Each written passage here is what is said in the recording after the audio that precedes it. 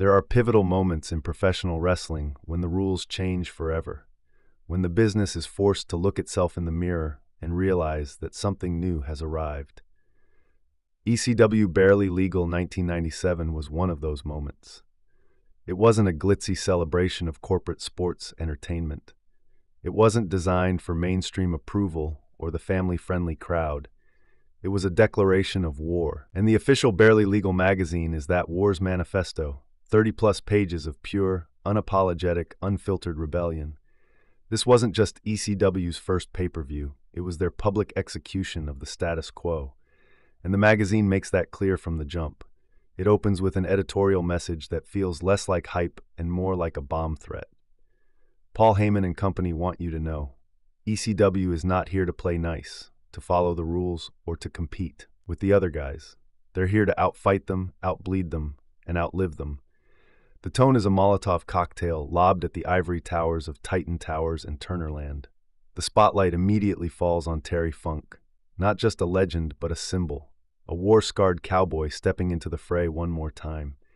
The magazine celebrates Funk not as some nostalgia act, but as the heart and soul of ECW. A man who's already bled for this business and is ready to do it again on the grandest, grimiest stage of all.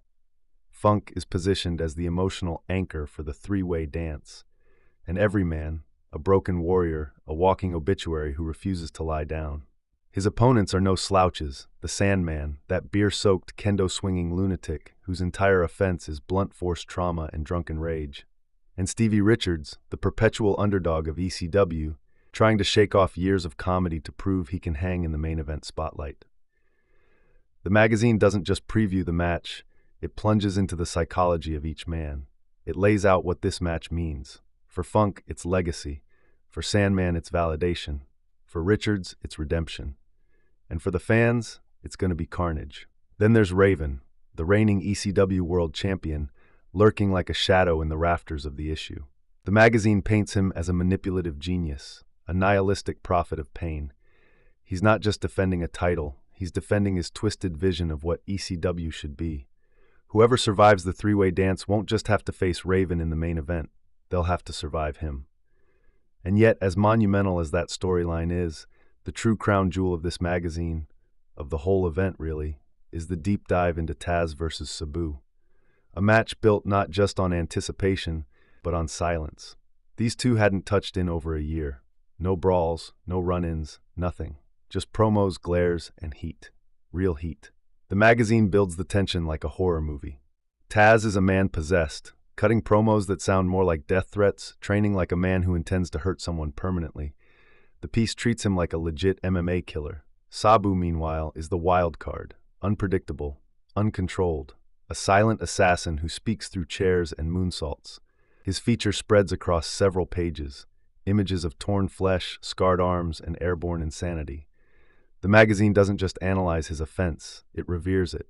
The broken tables, the missed dives, the scars, Sabu's body is treated like a canvas of pain. In between the main event features, we get chaos from every angle. Shane Douglas versus Pitbull number 2. It's more than a title match. It's revenge, it's neck injuries, it's raw hatred. The magazine digs into the months-long feud with grit and venom. Pitbull is the wounded dog. Douglas is the smug executioner. The Eliminators versus the Dudley Boys, tag team violence at its most extreme. The spreads are full of carnage. Saturn flying through the air, Cronus with his wild eyes, the Dudleys setting traps. This isn't just a match, it's demolition. Michinoku Pro's Showcase, a rare moment of grace in a sea of violence. Taka Michinoku, Gran Hamada, the Great Sasuke. This match is framed as an artistic intermission, a moment where wrestling becomes ballet. Then someone gets drop-kicked into oblivion. Rob Van Dam versus Lance Storm, athleticism versus technique.